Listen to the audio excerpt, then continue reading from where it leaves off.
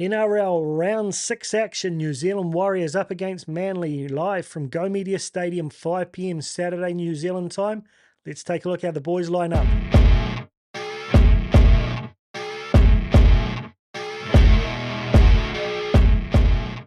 Hey team, welcome back into the Warriorholic. Off the back of a massive win from the boys up against South. Granted, South were pretty average, but our team really clinical in the weekend. Really excited to see how they can go this week against the Manly team, who'll be buoyed off the back of a great win, beating the defending premiers and the Panthers on the weekend, celebrating DCE's milestone game, becoming the most capped Seagull of all time. What's going to happen here? Let's start out by having a look how the two teams have gone against each other over the years. 38 games so far, just the 13 wins for the Warriors, 25 for the bad guys. That said, we won the last game last season, 29-22. Mount Smart, I was lucky enough to be there for that game. Very proud of the boys in their run into the finals. But 2022, we got smoked there, 44-12. So traditionally, they've been a challenging rival for us, particularly over there. But the boys on a pretty good run this year, 3 in a row. So let's see how we go this weekend. Going to be a massive game. Mount Smart Go Media Stadium will be sold out. Challenging for the Manly team to get up. So looking at the form coming into this game, we started out with the 2 losses there against the Sharks and the Storms. Both games we could have won, but now we've delivered 3 wins in a row up against the Raiders, Knights, and more recently against the Rabbitohs. I think we've slowly built into this. We've stuck to our game plan. Our execution suffered a little bit in the beginning of the season, but now, after things are starting to click, I think the addition of Chance and Tamati Martin made a big difference. Got our link plays going well, which led us to deliver some clinical plays on the weekend. For Manly, they've been a bit up and down, starting the season with 2 wins against the Rabbitohs and the Roosters, both relatively convincing wins. Then getting done by the Eels and the Dragons particularly was a bit of a surprise. But probably more of a surprise getting up over the Panthers in the weekend. Watched the games sort of live, sort of on and off. I wasn't really watching too much theatre. I watched the highlights. Look, I think the passion of the occasion. We know that DC is one of those players who really gets up for a big occasion. He's always been known for that in State of Origin, in his own milestone games and the like. So I'm not surprised they got that win. Can they back it up though? You know, off the back of such an emotional win, it's often hard to back it up, particularly when you're away from home. But they'll probably play the underdog tag here, you know, being away from home, and I'm sure old Sebo will try and use that to get them motivated. Whereas our boys, I think, we're not getting overly excited. We're not getting ahead of ourselves. We're just progressing forward and getting better and better every week. So it's going to be a very interesting matchup this weekend.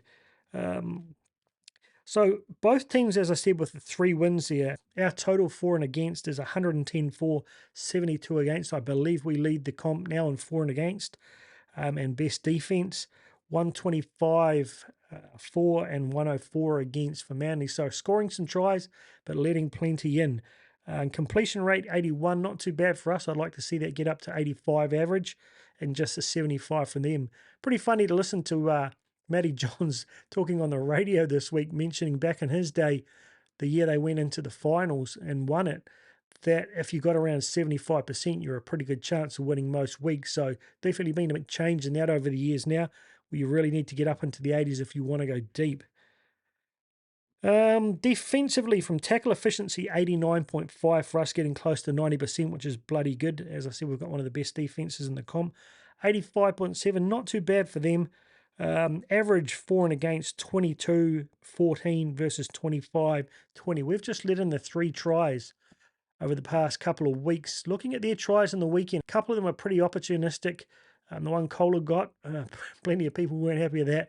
A couple coming from random bounces of the ball, which is pretty hard to control. However, I think we've been pretty structured in the way we've scored points, so they're going to have to do well to break us down. But we know they're pretty good at broken play and second phase, so that's the thing that really worries me. I know on our line we've got as good a defense as anyone, but we can struggle at times against an early shift, as we saw down our right-hand side last week against South. But you know, RTS and Mitch Barnett out of position there, really unusual combo, led to that, I think, early on. However, this week we're back to full strength in the back line, so we should be a lot stronger.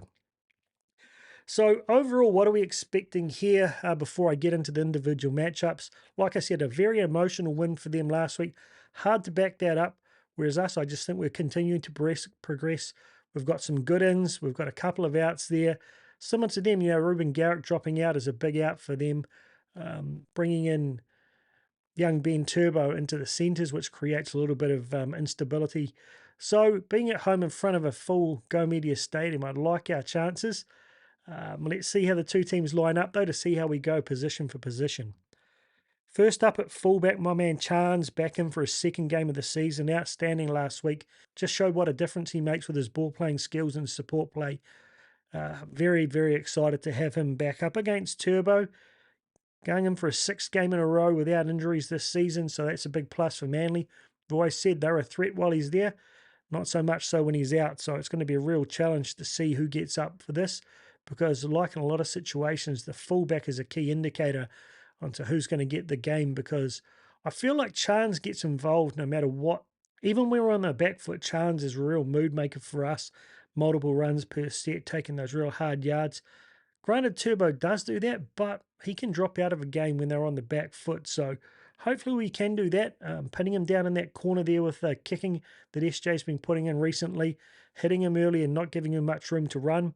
Hopefully that keeps him out of the game. Looking at the stats here, pretty much the same there in the 130 game mark, 139 for Chance, 137 for Turbo. Chance giving away a little bit of height and weight there, but I don't think that makes too much of a difference. One game this season versus five. Chance, though, delivering 260 metres last week and just an average of 189 for Turbo, which did surprise me, but a lot of his come from line breaks and so forth. He doesn't do as many dirty yards as our man Chance. No tries for Chance as yet, 2 tries for Turbo.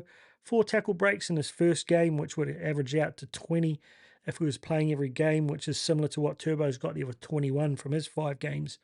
2 try assists and a line break assist for Chance at 84% tackle efficiency.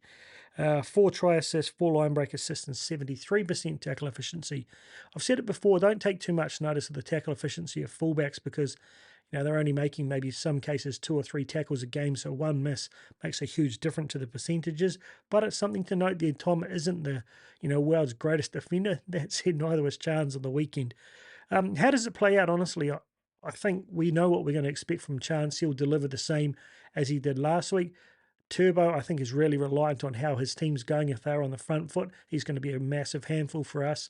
We've got to make sure we put that contestable kick up, even when we're kicking out of our own half, to make sure we get up there and take his space away from him.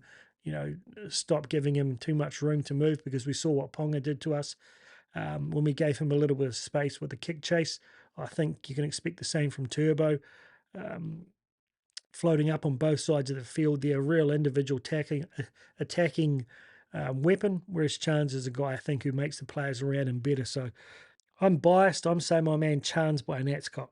Montoya with 122 games as opposed to 60 there for Polo. Size-wise, not a huge difference. Both playing 5 games this season. One thing for Manly, their wingers aren't huge meter eaters. 140 average for Montoya versus 101. 2 tries for Montoya, 15 tackle breaks, 2 line breaks, and 75% tackle efficiency. 2 tries, 13 tackle breaks, 2 line breaks, and 77. So statistically, both very similar, but I think Montoya has a bigger impact on the game with the meters he makes, his attacking or his ability to really knock people over and attack. He's a mood maker. He gets that momentum going for us. Often gets that penalty from trying to get a quick play of the ball away. So my instinct tells me he'll have a bigger influence on the outcome of this game. That said, who knows? Young Turbo could have a bit of a career night at left centre and light him up a couple of times. But give him my man Montoya a bit of an edge here. Inside them in the centres, as I said, we've got Ben Turbo for them and RTS coming back into centre. So both with a bit of instability there, with Turbo normally on the edge. RTS playing fullback wing and now finding back in the centres where he's been meant to be all of this season. 200 games up against 31, completely different ends of their career. Size-wise, quite different, giving us good 10 centimetres and a few kgs there away for RTS, but his explosive power, I don't think we need to worry too much about the height difference here because we've got Montoya outside him there to cover high balls. Turbo, he's going to have his handful there. I know he's a great defender, but it's different when you're defending at centre in an unfamiliar position with an unusual partner inside there with a new edge coming in. So both playing 5 games this season, 991 running metres for RTS, 2 tries, 26 tackle breaks, 1 try assist, 3 line breaks and 78% tackle efficiency, which took a hit while he was out of position at fullback on the wing there. Just 75 average running metres, which isn't uncommon for an edge. He does a lot of work on defence. 1 try, 1 line break, 3 line break assists, so he's got good hands there. 1 offload and 86% tackle efficiency. There is edge back row numbers there, obviously, not normally playing in the centres. So he's played a bit of centre there in his younger days coming through the lower grade, so it's not an unfamiliar position, but it's a different challenge when you're up against a world-class player like RTS. That said, what I really need to see from RTS this week is his ability to distribute and ball play a bit more. He's dying with the ball too often. I think it was about 22-odd receipts he was having at centre in his last game there and only passing twice. So we really need him to be able to draw and pass and put Montoya away because he will attract defenders. Let's see how this goes, but I'm going to give the slight edge to RTS based on experience in that step. Rocco Berry up against Kohler here in the centres. Every week Rocco's up against a world-class centre, and I think Kohler's one of the informed centres of the comp. Definitely saw his blistering pace on display on the weekend when he got that runaway try. However, there was a bit of conjecture about the ball being knocked on first. That said, we can't give him too much space to work with. Both similar amounts of games here with 36 versus 44. Height-wise, Rocco with a bit of a height advantage, so we may look to kick to him. Both with 5 games this season. Rocco with an average of 100 running metres versus 155. So Kohler, one of their bigger metre eaters in the back line there. Rocco 1 try, 6 tackle breaks, 1 try assist, 1 line break assist, 91% tackle efficiency versus 3 tries, 10 tackle breaks, 1 try assist, 4 line breaks, and 82% tackle efficiency. Speed versus, I think, a clinical guy. Kohler, a really good player in his individual right, X-factor speed and the like, whereas Rocco's a bit more of that facilitator, setting up guys inside and outside him. His work ethic on defence, so quite different. Rocco being one of the most solid players in our team this season. Similarly, I would say Kohler's probably been one of their top 2 or 3 players as well. So I'm not going to call this one just a battle of a couple of really exciting centres for the future. But, I'm giving my man Rocco a bit of an edge.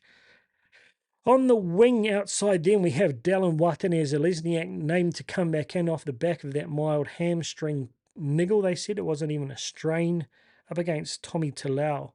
I do notice that Ed Cossey, Adam Pompey and Ali Lautaua and Tane Tuaupiki all in the reserves this week, so still could be a bit of a question mark over the brother Dallin. What do we got here? 194 games versus just 50. 4 games for Dallin this year and 3 for Tommy. Size-wise, very similar. Average running metres 181 for Dallin, one of our biggest metre eaters behind RTS and CNK at the moment, versus 134. Not bad, but definitely not one of the leaders in the comp there for Talau. 2 tries for Dallin, 17 tackle breaks, 1 try assist, 4 line breaks, and 87% tackle efficiency. Not too bad from Dallin so far this season, against 1 try, 5 tackle breaks, no try assists, 1 line break, and 64% tackle efficiency. Again, similar to fullback, they don't make a huge number of tackles, so the percentage isn't too much of a difference there. That said, we've got to be looking to exploit those edges because obviously they're not the greatest defenders in the world. Hoping Dallin's really fully fit and ready to go because he's been a definite mood maker for us. I think that being that second runner after the first hit up from Montoya, he's been getting some great momentum. I thought we missed that a little bit in the weekend, even though RTS did have a good game. So hopefully he's full of energy and ready to come back. If not, I guess we'd see Pompey come back in. But Ed Costi, I see, had a really good game in the weekend. Having him on the wing, having him in the reserves here, who knows what could happen. But if this is the matchup, I'm backing my man Dallin all day, and I hope that he's going to get a couple of tries now with my man CNK coming back into that link role on the right-hand side. 5/8. This will be another classic battle. Shit, there's a few good ones this week. Man for man, it's hard to really separate them.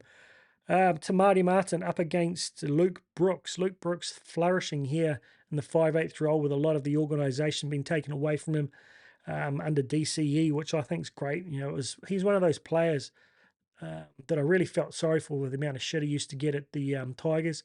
Unjustified a lot of times. Another guy like Ash Taylor, Anthony Milford, got so much talent in the world, but they just get into a bit of a rut. And it's great to see that he found a way to get out of his and found a new home here.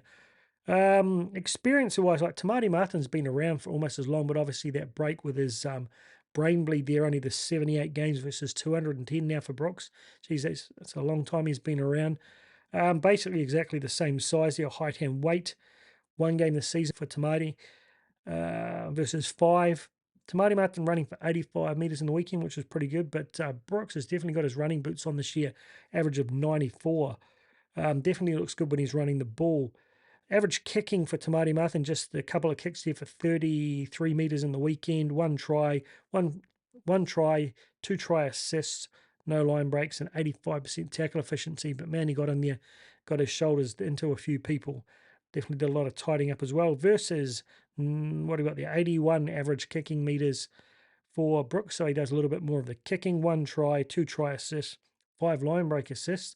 Definitely some good ball playing here, and 85% as well, the tackle efficiency. So this is a really, I think, balanced matchup. Both very similar players. Probably Brooks tends to run a little bit more.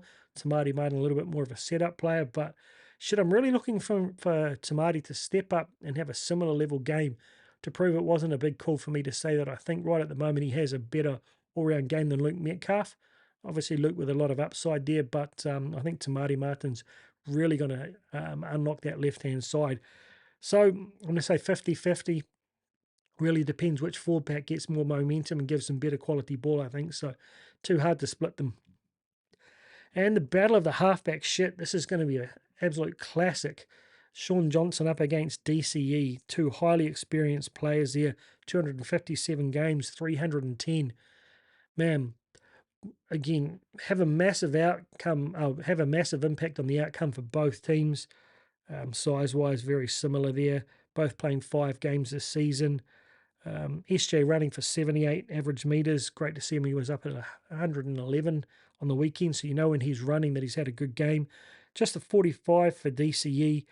Average kicking 566 metres for SJ, but he was up around 633, I think, in the weekend. Just the 365, which is interesting for DCE there. I would have thought he'd be more. 2 tries for SJ, 6 line break assists, 4 try assists, tackle efficiency of 84, 1 try, 2 line break assists, 1 try assist, which surprises me that there's only the one there, and 87% tackle efficiency, man. DC, they're much more emotional player these days. SJ used to be that way, but I just find he's really calm. He's really controlled at the moment. You know, we do see the massive celebrations when they score, but I think he's playing within himself. DCE, man, it's one of those players I love to hate, I respect, and I think I'll really grow to respect his ability. Like Cameron Smith, I hated that prick with a vengeance when we were playing against him, but now I can respect what he delivered. And similar with DCE, his ability to step up in the big moments. Some of the try-saving tackles he's pulled off over the years against guys who should burn him for speed. So he'll never back down. You know, both of them capable of snapping that bloody drop goal to win a game, but DC probably one of the best components of that one in the whole NRL. So fuck, I hope we don't get to Golden Point. That would not be for my enjoyment life. Shit. I think, like I said, can he get back up after the emotion of last week? Probably is the ultimate professional. Again, it will probably come down to which forward pack can dominate as to which team, which halfback has a better game. Hoping it's you, my man, SJ. Smash it up. At prop, interesting to see the numbers between these two are quite similar. Adam Whanua-Blake up against Paseka. Size-wise, 197 centimetres. That's a very big boy, but giving away 3 kgs to AFB.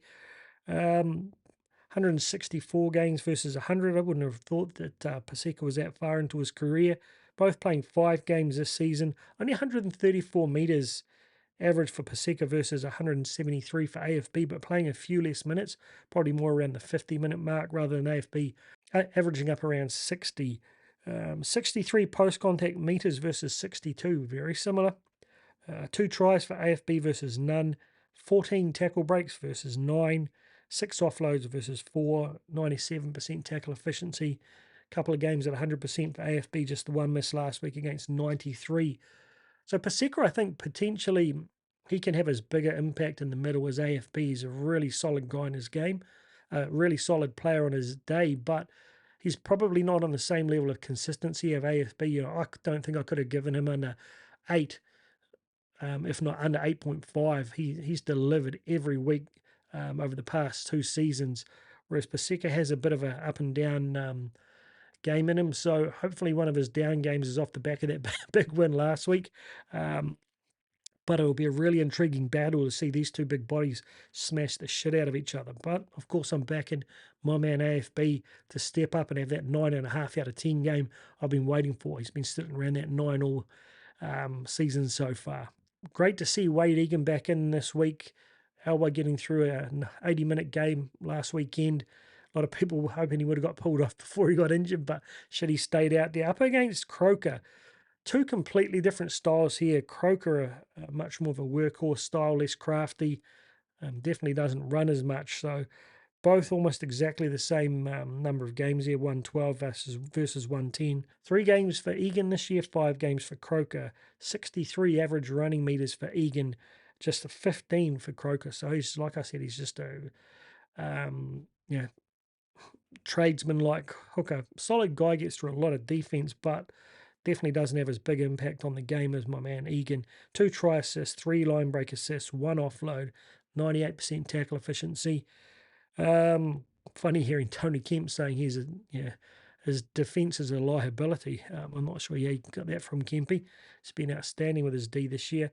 2 tries, 0 try assists, 0 line break assists, 0 offloads at 90% tackle efficiency. So quite comfortably, I would say Wade Egan's likely to have a bigger impact on the game if he can stay in the form he was in last week and stay healthy.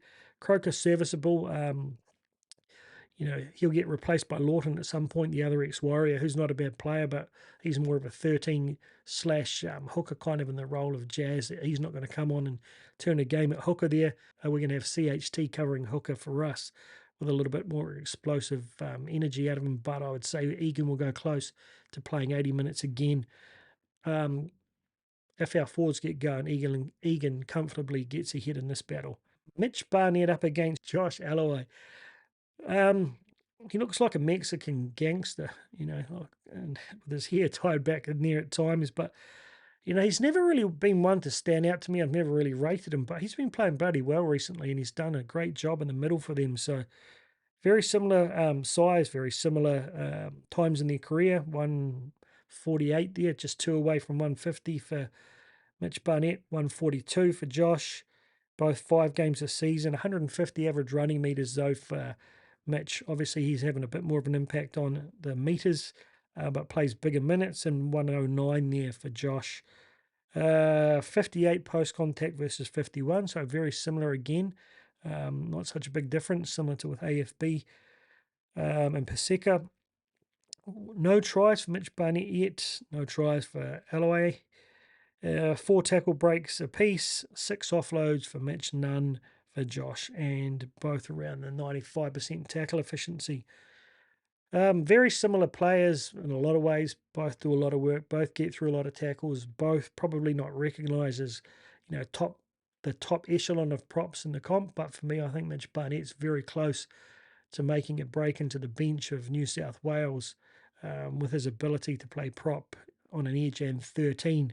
That just been one of the most consistent standout performers for us this season. But again, similar from Alloway for them. So, whoever takes this battle again can have a big influence on the momentum for their team. So I'd really like to see Mitch really smash it up here. I thought he did well on an edge, but I think he's found a home at prop as much as he likes to play on the edge. I really like him in the front row. His energy, he's a move maker. He puts on those big hits. His line speed when we get them stuck on their line. Looking for him to have some big minutes and have a massive impact on this game, if not go close to man of the match. Then we get to the edges. Jackson Ford having another career season this year. against Corey Waddell coming off the bench to take the position vacated by B Turbo. 163 games for Jackson versus 100 for Waddell.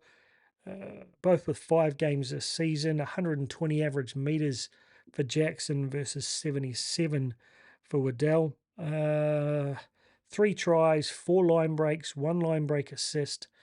No offloads though for Jackson. He's trying to respect that ball.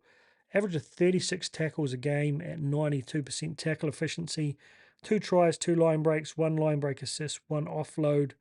An average of just 12 tackles a game at 88%, but coming off the bench. So he's obviously got some attacking ability there, and having him on for big minutes and Waddell will probably help their attack. But I rate my man Jackson. He's having, like I said, an amazing season this year, reducing those errors and penalties at the wrong time, controlling that emotion. Will be an interesting challenge for him. Very similar size guy in Waddell, but he's, like I said, normally on the bench, more of an impact player. So I back Jackson to have a massive 80 minutes and get the slight nudge ahead. On the other edge, we work on back Kurt Capewar.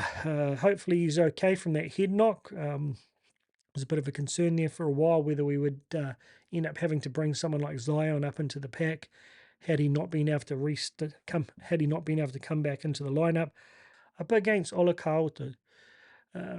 He's had a big extension. Was it 6 years or something he signed for? So he'll be loving that. 2 very different styles of edge back rows. Obviously, we've got the absolute workhorse in Capewell there with 143 games, 78 for the big fella. On the other side, who's an absolute block-busting, bullocking beast. Capewell, 4 games so far this season, just an average of 64 running meters.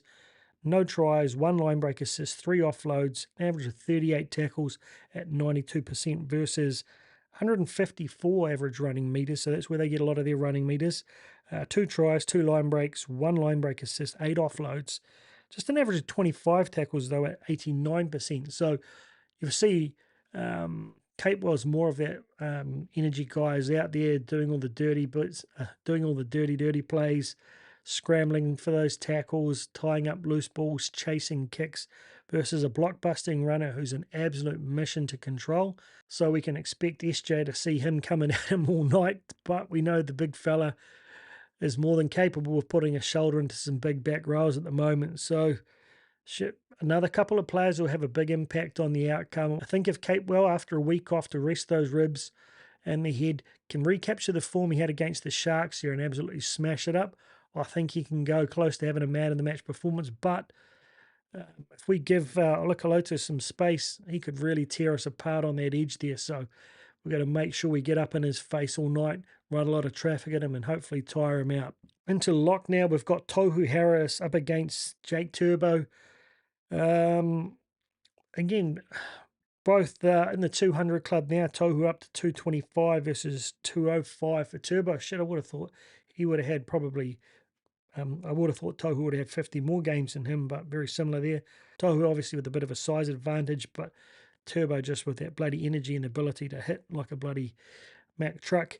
Both playing 5 games this year.